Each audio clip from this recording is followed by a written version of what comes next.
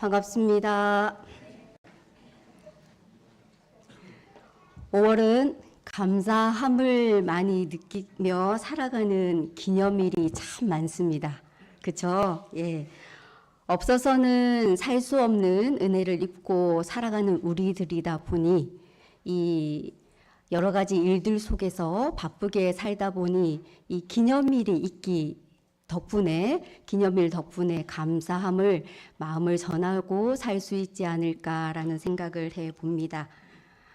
더불어 우매한 중생에게 영생길을 열어주신 우리 스승님의 은혜가 참으로 소중하게 다가오는 또 5월인 것 같습니다. 본래 성품 자리를 회복할 수 있는 길을 열어주셔가지고 저희들에게 행복의 길로 나아갈 수 있도록 해주신 그 은혜가 참으로 크고 깊다라는 생각을 시간이 지날수록 하게 되는 것 같습니다. 그래서 이 큰 은혜에 보온할 수 있는 길이 무엇이 있을까라고 한번 생각을 해보았습니다. 그렇게 생각을 하다 보니 이 공부, 이 사업에 정성을 다해서 꾸준하게 노력해 나가는 것이 스승님의 은혜에 보온하는 길이구나라는 생각을 했습니다. 그래서 이 공부, 이 사업을 잘하기 위해서는 내가 구하고자 하는 것이 무엇인지, 내가 얻고자 하는 것이 무엇인가를 다시 한번 생각해보는 그런 시간을 갖고자 합니다. 대종사님께서 저희들에게 말씀을 해주셨습니다.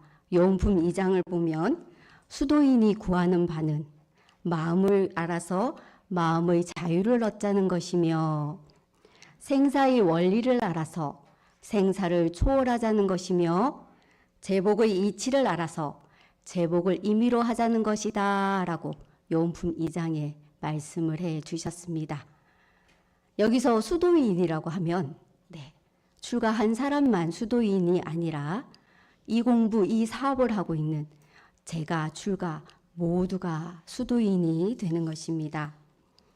그래서 저는 오늘 그 수도인이 구하는 바 3가지 덕목 중에서 그 첫 번째 마음의 원리를 알아서 마음의 자유를 얻자는 것이다 라는 그 주제를 가지고 우리 교도님들과 함께 공부해 보고자 합니다.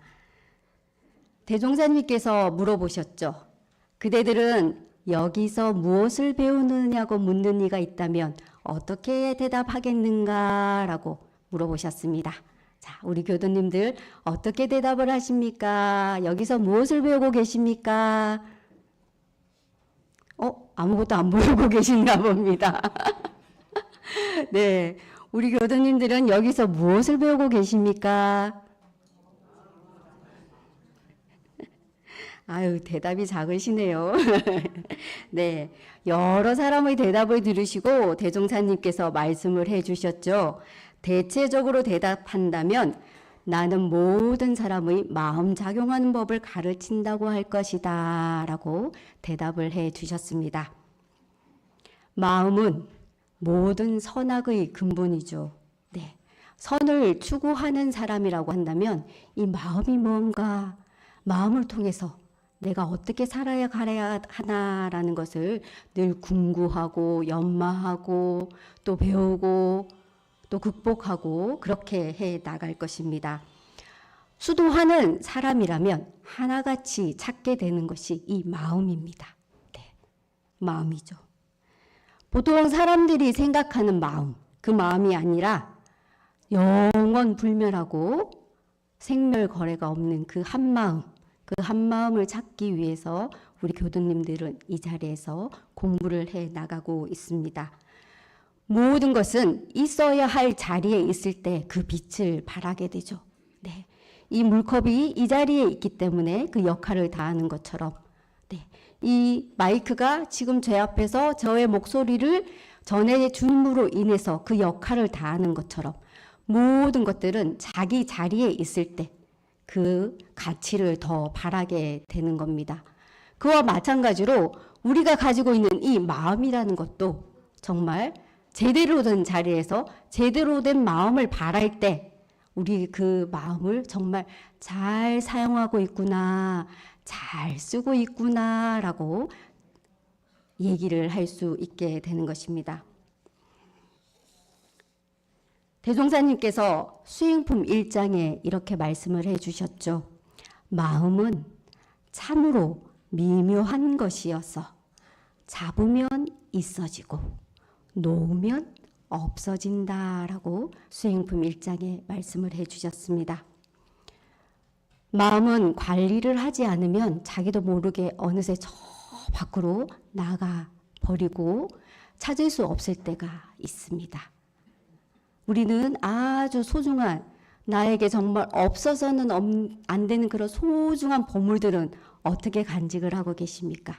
누가 볼세라, 누가 가지고 갈세라 꽁꽁 잘 한 번씩 점검을 하면서 잘 있나, 못 있나, 제자리에 있네, 그러면서 찾고 또 점검하고 또 관리하고. 그런데 그거보다 더 소중한, 그 소중한 내 마음은 우리 교도님들 어떻게 관리를 하고 계십니까? 정말 하루에 한 번씩 쓰다듬으면서 잘 있니? 요즘은 어떠니? 네가 많이 힘들구나. 내가 좀 더 챙겨볼게 라고 하루하루 살펴보고 계신지, 아니면 그래 너는 내 손길이 가지 않아도 잘하고 있으니까 그냥 네 마음대로 해, 네가 하고 싶은 대로 해, 이렇게 방치하고 계시지는 않은지. 자, 한번 우리 이 소중하고 무엇보다도 저 소중하고 소중한 내 마음을 어떻게 관리하고 계신지 한번 생각해 보시기 바랍니다. 우리 수도하는 사람들은 이렇게 마음을 함부로 내버려 두지 않는 사람들입니다. 마음이라고 하는 것은 본래 마음이 있고요, 경계에 따라 일어난 마음이 있습니다. 본래의 마음은 성품이라고도 하고요, 심지라고도 하고요, 본원이라고도 하고 불성이라고도 하고 심전이라고도 하면서 대종사님께서 다양한 표현을 해 주셨습니다. 하지만 그 다양한 표현이지만 그 원리는 하나다. 그 원리는 하나다입니다. 이 본래의 마음, 성품이라는 것은 나의 주인공이 되고 영원한 보물이 되며 열애가 되는 근원이다라고 말씀드리겠습니다. 하지만 이 본래 마음 말고 경계에 따라서 일어난 마음, 이 일어난 마음 때문에 저희들이 괴롭기도 하고 슬프기도 하고 아프기도 하고 즐겁기도 하고 행복하기도 한 것입니다. 하지만 우리는 이 일어난 마음에 끌려다니는 수도인들이 아니죠. 공부하는 공부인이 아닙니다. 저희들이 찾고자 하는 것은 이 일어난 마음이 아니라 이 본래 마음을 찾아가는 그 공부를 하고 있는 것입니다. 이 나의 마음을, 이 본래 나의 마음을 그대로 유지 못하게 하는 것은 무엇인가? 그대로 유지 못하게 하는 것은 바로 분별하고 집착하는 그 마음 때문에 우리는 항상 일어난 마음으로 인해서 꼬꾸라지기도 하고 일어서기도 하고 힘을 내기도 하고 좌절하기도 하고 그렇게 하게 됩니다. 하지만 그 마음이 우리는 살아있는 사람이기 때문에 그 마음이 없을 수는 없죠. 일어나는 그 마음을 보고 본래 마음을 회복해가는 그 공부를 우리는 하자입니다. 다이어트 하는 사람들이 가장 중요하게 생각하는 게 여러 가지가 있지만 그 다이어트를 해주시는 그 선생님이 가장 중요하게 생각하는 것은 체지방은 줄이고 근육을 늘리는 거라고 합니다. 몸무게가 줄어서 기쁘다? 그게 아니라 체지방이 줄고 근육이 늘어나야 된다고 합니다. 몸무게는 그대로 70 다이어트를 하면서도 70이 되더라도 내 속에 체지방이 줄었다고 한다면 그것은 다이어트에 성공한 것이라고 합니다. 하지만 저희들은 가끔씩 눈에 보이는 몸무게에 기분이 좋았다, 나빴다, 그렇게 생각하시죠? 65가 되었네? 나 성공했다. 네. 그런데 보면은 체지방도 그대로 있고, 근육도 빠지고, 그런 상태인데, 몸무게 하나로 내 기분이, 나 성공했어. 이렇게 생각하시면서, 이제는 좀 더 먹어야지. 그렇게 하면서 또 다이어트를 또 이겨내지 못하시는 그런 분들이 있을 것입니다.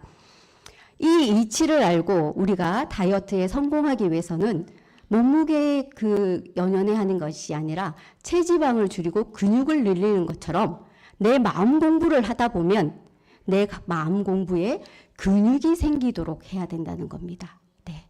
그 근육이 생겨야 내가 넘어져도 덜 다치고 힘들어도 빨리 일어날 수 있는 힘이 생기는 겁니다. 우리가 가만히 있으면 기부스라신 손들을 이렇게 보면은 쓰지 않으니까 어떻게 됩니까? 이렇게 근육이 빠져가지고, 그죠? 힘이 없어지는 모습 많이 보셨죠? 예.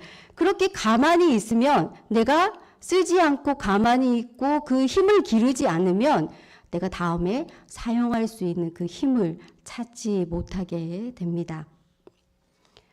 제가 좋아하는 노래가 한 곡 있는데 제가 좀 음치라서 이 노래를 불러드려야 되겠다는 생각으로 어제 많이 연습을 했지만 안 되더라고요. 그래서 아니요. 그래서 이거는 절대 내가 좀 더 연습을 해서 연말에 한번 도전을 해보도록 하겠습니다. 네, 이 노래가 무슨 노래냐면요. 마음 그것은 깊고 고요하고 맑고 평화하여 그 모양을 찾을 수 없네. 크다고 하나 어느 구석진 곳에도 작다고 하나 어느 큰 것도 감싸지 못함이 없네. 있다고 하나 한결같은 모습 텅 비어 있고 없다고 하나 만물이 이로부터 나오네. 무어라 이름할 수 없으므로 마음이라 불러보노라. 마음을 깨달은 자 부처라 하고 마음이 어두운 자 중생이라네. 수많은 사람이 마음을 깨달아 도를 얻었는데 너는 무엇 때문에 괴로움 가운데 윤회하는가? 들어보셨죠? 네, 가끔씩 이 노래를 이제 이렇게 흥얼거리다 보면 정말 나는 어떤 괴로움 때문에 내가 지금 이렇게 윤회의 수레바퀴 속에서 이렇게 하루를 살아갈 때도 우리는 육도 윤회를 왔다 갔다 하죠, 그죠? 한평생만 그러는 게 아니라 아침에는 천당에 있다가 낮에는 지옥에도 갔다가 열심히 육도 윤회를 하고 살아갑니다.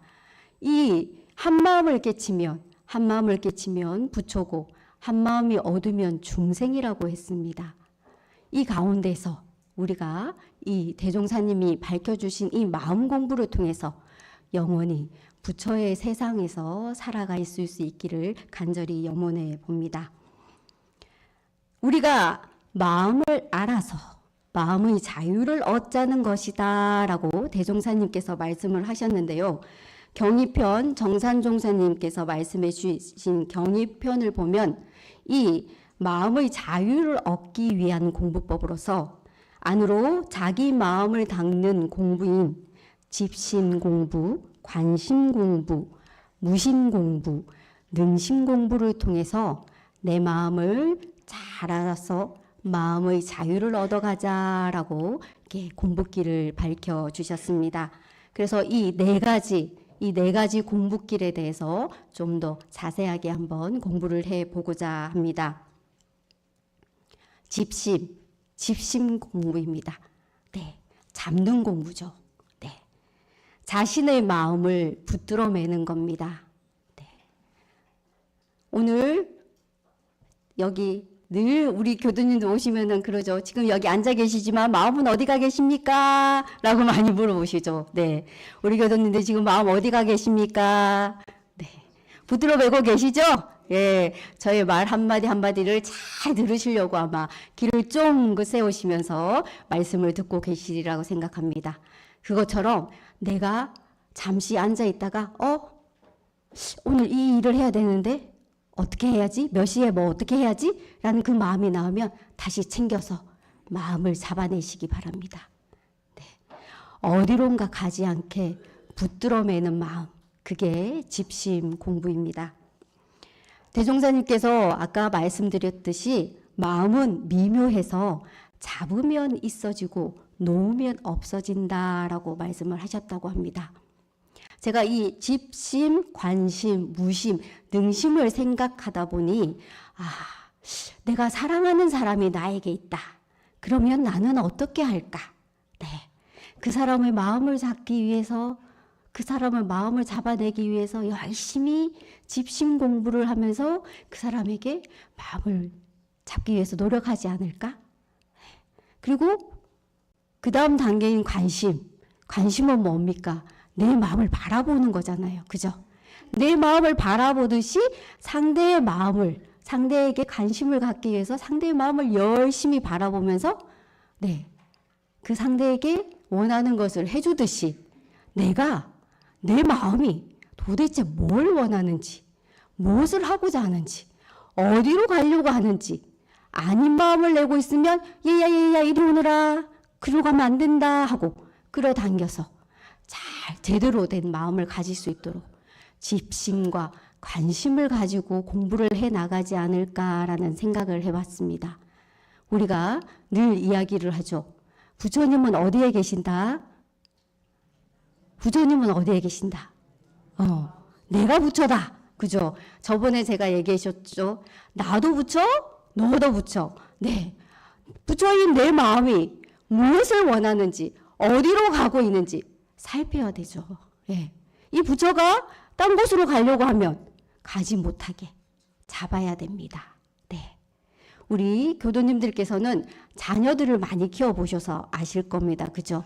어린 아이일 때 내가 한눈을 팔면 우리 아이들이 어떻습니까? 엉금엉금 기어서 위험한 곳으로 가기도 하고, 예. 막 집안을 난장판을 만들어 놓기도 하잖아요. 예. 그만큼 조금만 눈을 돌리면 이 아이들이 아닌 행동을 하고 집안을 어지럽히듯이 내 마음이 관심을 갖지 않고 내 마음을 붙들어 매지 않으면 아직은 중생인지라, 아직은 업력과 습관에 끌려서 하게 되는 그런 마음이 강한지라 나도 모르게 아닌 길로 가게 되고, 나도 모르게 아니 해야 될 말을 하게 되고, 나도 모르게 생각하지 않아도 될 일을 생각하게 되는 겁니다. 그래서 모든 성현들께서 우리가 이 마음을 제대로 공부를 하기 위해서는 먼저 내 마음이 다른 곳으로 가지 않도록 붙들어 매야 되고, 그 붙들어 맨 마음을, 그 마음이 어디로 가고 있는가라고 관심 있게 쳐다봐 줘야 되는 겁니다.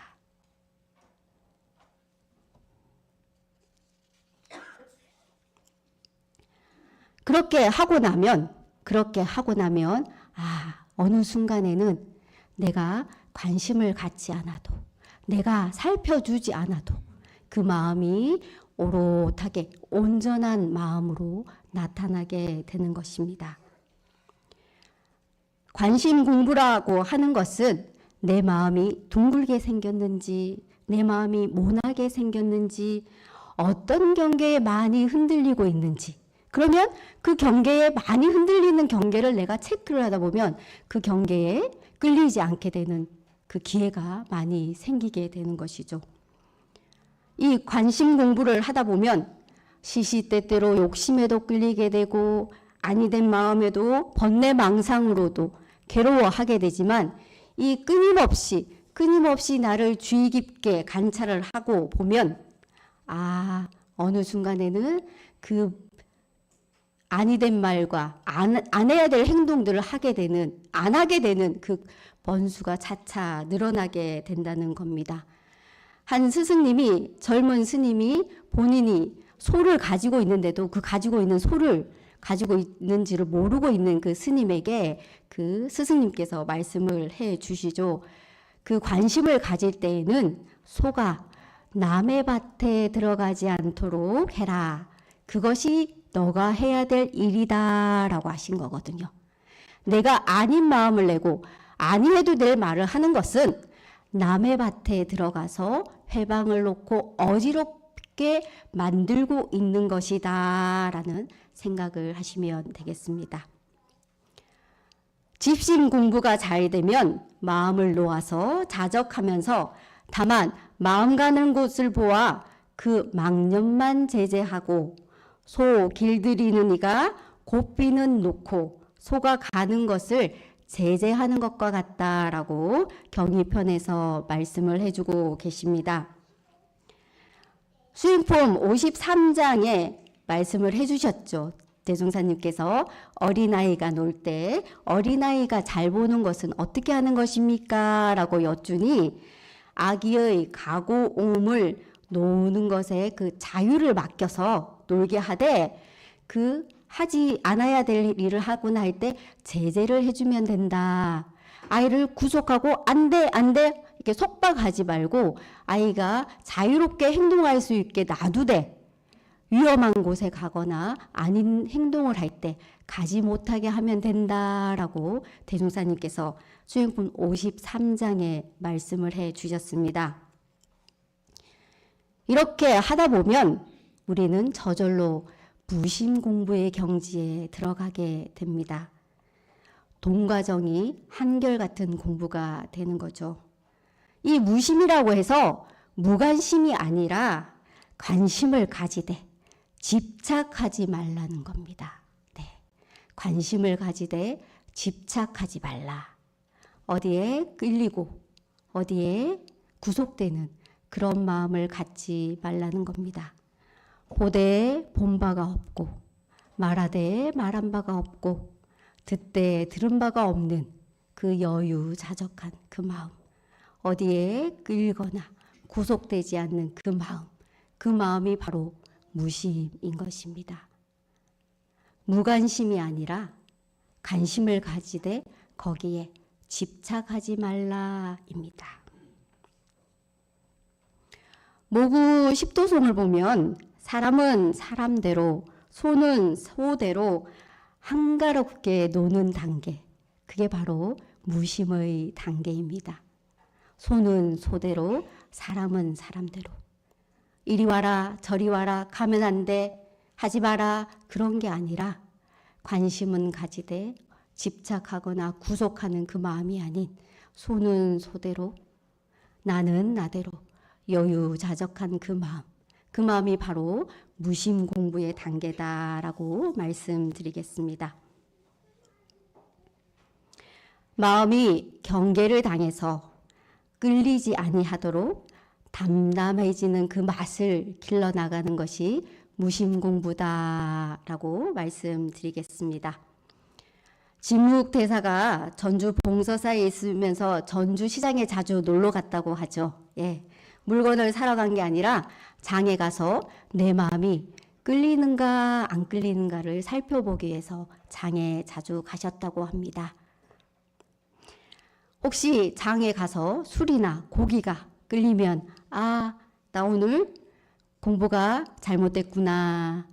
또 그러한 경계에 끌리지 않고 그냥 무심하게 지나쳐서 오면은 나는 오늘 공부를 잘한 날이구나 하면서 장을 잘 보고 왔다라고 하면서 그 경계 속에서 자기를 맡겨서 그 공부 정도를 보았다고 합니다.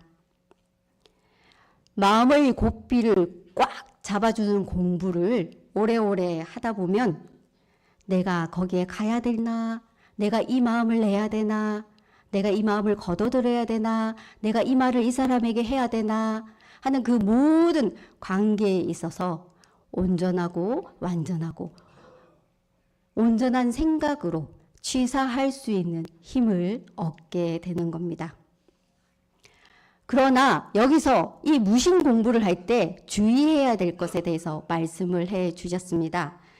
마음에 동하지 아니한다 하여 즉시에 방심은 하지 말라. 이는 심력을 써서 동하지 않은 것이요 자연히 동하지 않은 것이니 노와도 동하지 아니하여야 길이 잘 든 것이다 라고 무시선법에서 말씀을 해 주셨습니다. 자연히 동하지 않는 자성을 여의지 않는 자유로운 단계, 그 단계인 능심으로 넘어갔을 때 우리는 정말 마음의 자유를 얻어서 여유자적한 대자유인의 공부를 해 나갈 수 있게 되겠습니다. 능심이라고 하는 것은 자신의 마음을 자기 마음대로 하는 겁니다. 네. 내 마음을 내 마음대로 하는 겁니다. 얼마나 행복할까요? 그죠? 예. 우리는 간혹 내 마음을 내 마음대로 하지 못하면서 남의 마음을 내 마음대로 하려고 하는 경우가 참 많이 있습니다. 마음을 필요할 때 놔둘 수 있고 거둘 수도 있는 자유자재한 그 마음이 바로 능심의 단계이다입니다. 무궁한 조화를 부릴 수도 있고요. 무궁한 능력을 놔둘 수도 있어서 정말 쓰고자 할 때 마음대로 쓸 수 있는 그 자리가 바로 능심의 자리입니다. 정산종사님께서 건도편 48장에 마음 공부의 단계적 방법을 설명하시면서 이렇게 말씀을 해 주셨습니다. 마음을 지나치게 급히 묶으려 하지 말고 간단 없는 공부로서 서서히 공부하며 집심과 관심과 무심을 번갈아 하되 처음 공부는 집심을 주로 하고 조금 익숙하면 관심을 주로 하고 좀 더 익숙하면 무심을 주로 하며 궁극에 가서는 능심에 이르러야 한다고 말씀해 주셨습니다. 집심은 경계를 당하여 마음을 챙기는 공부이며 관심은 자기 마음을 객관화시켜서 사용하는 공부이며 무심은 마음이 일어나기 이전의 자성에 돌아가 합의라는 공부이며 능심은 마음을 사용할 때에 자성을 여의지 않고 자유자재로 사용하는 단계이다입니다.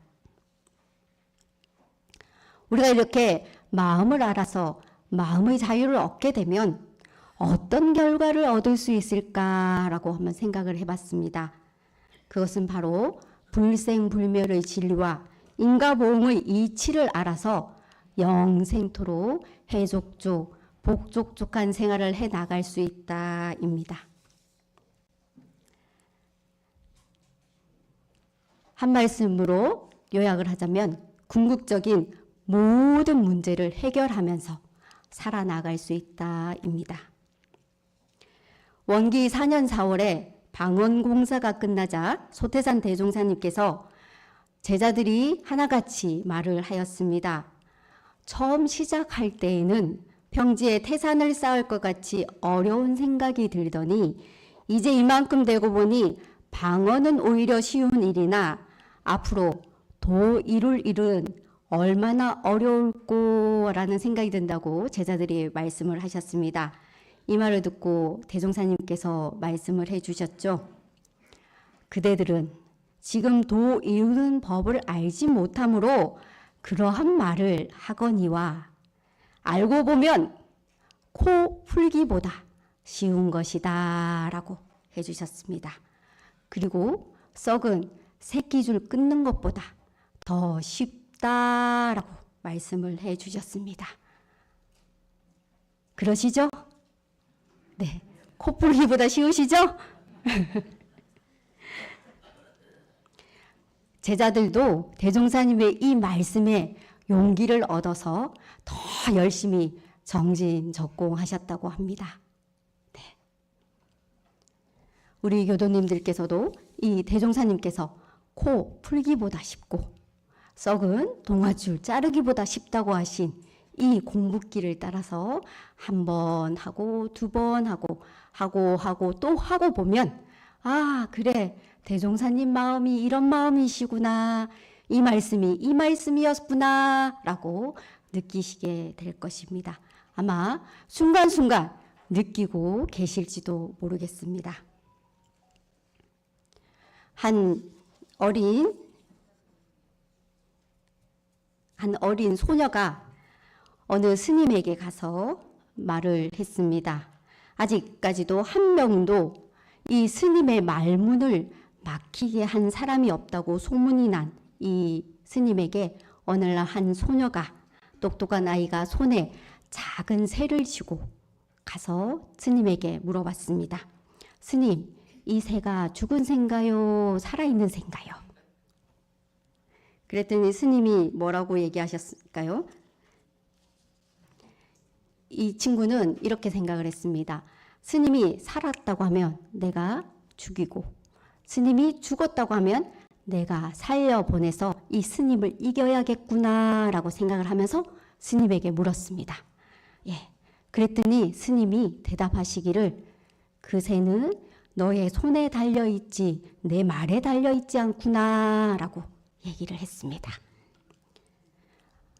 꼬마가 새를 날려보내면서 스님에게, 스님은 어떻게 이렇게 지혜로우세요? 라고 물어봤습니다. 그러자 스님이 말씀을 하셨습니다. 나도 예전에는 정말 멍청한 아이였다.